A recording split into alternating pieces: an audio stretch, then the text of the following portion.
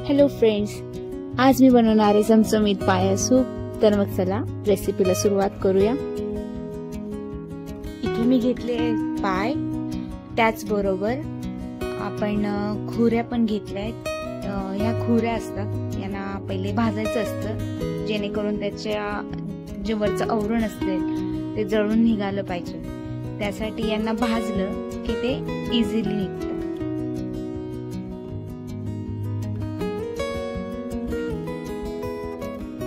आता आपलं हे भाजून पूर्णपणे झालंय आणि आता आपण याचं कव्हर काढूया। याला पकडमध्ये पकडून मागून प्रेस केलं की ते इझी निघतं, पण ते तुम्ही गरम असल्यावरच काढू शकता।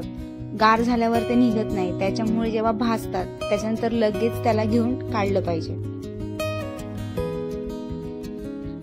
हे आहे त्याच्यावरचे कव्हर जे आपल्याला टाकायचे आणि आता हे आपलं स्वच्छ झाले, तरी पण याच्यावर तुम्हाला आता बारीक बारीक केस दिसणार जे पूर्णपणे भाजले नाही जात। तर आपण ते चाकूच्या मदतीने काढून घेऊया। दिसत असेल तुम्हाला।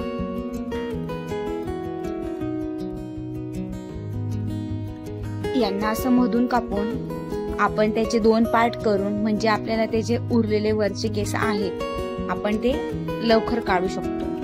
म्हणजे चाकूच्या मदतीने आपण त्याला असं हळूहळू काढून घेऊ शकतो आणि ते लवकर निघतात।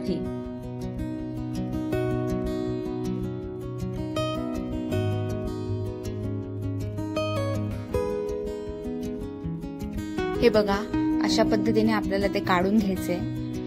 बघू शकतात तुम्ही।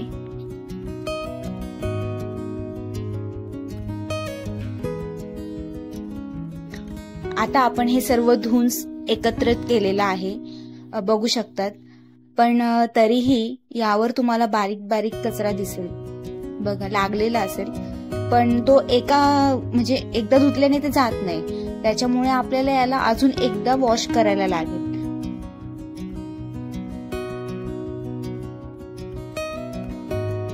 तर ते एकदा परत स्वच्छ धुण्यासाठी मी इकडे बाजरीच्या पिठाचा वापर करणार आहे, जेणेकरून त्याला जे लागलेले बारीक बारीक कण असणार ते सर्व निघून जाणार। तर याला एक एक करून मी बाजरीच्या पिठात टाकलेलं आहे आणि याला पूर्णपणे चोळायचंय, त्याच्यात टाकून म्हणजे असं पूर्ण मिक्स करायचंय। त्याला पीठ पूर्णपणे लागलं पाहिजे।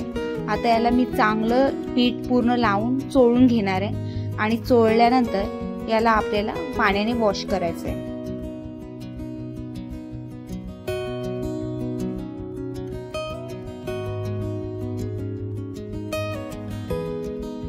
त्याच पद्धतीने आपण पायाला पण पीठ लावणार आहे आणि आपल्याला सेम प्रोसेस करायची आहे। मी याला पीठ लावून चोळून घेतलंय आणि याला पण मी धुणार आहे।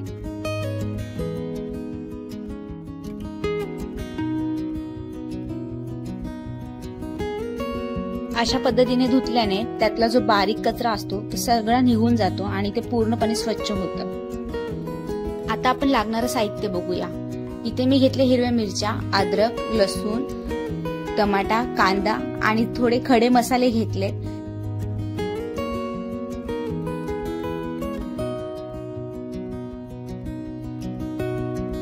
त्याचबरोबर मी दही घेतलंय। इकडे मी कोथिंबीर पण कापून ठेवली आहे। तर मग चला आता आपण सर्व मसाला एकत्र करून त्याला हलका वाटून घेऊया।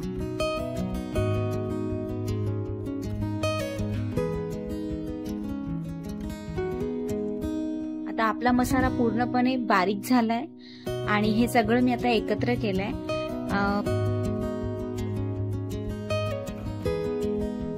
बघू शकतात, इकडे मी घेतले दही, आपला टमाटा, कांदा, हळद, जिरेपूड आणि जो माझा कच्चा खडा मसाला होता तो मी सगळा मिक्स केलाय। या ठिकाणी मी कांदाही तसंच लावणार, याला थोडा वेळ आपण मॅरिनेट करूया। तर मग चला सुरुवात करूया।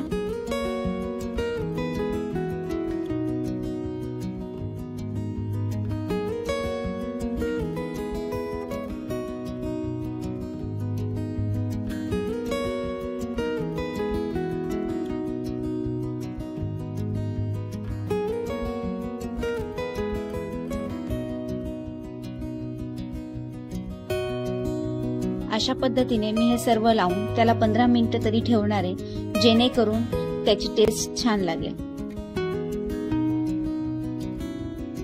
तर मग चला, या ठिकाणी माझे 15 मिनिटं पूर्ण झाले आणि हे चांगल्या पद्धतीने मॅरिनेट पण झालंय। आता मी कुकरमध्ये थोडं तेल घेतलंय आणि मी आता याला कुकरमध्ये टाकून घेणार आहे।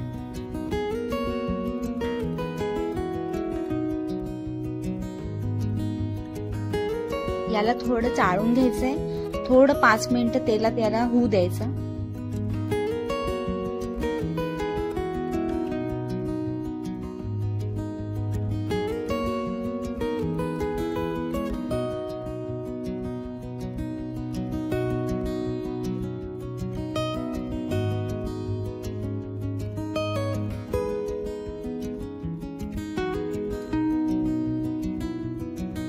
आता मी याच्यात 2 ग्लास पाणी टाकणार आहे।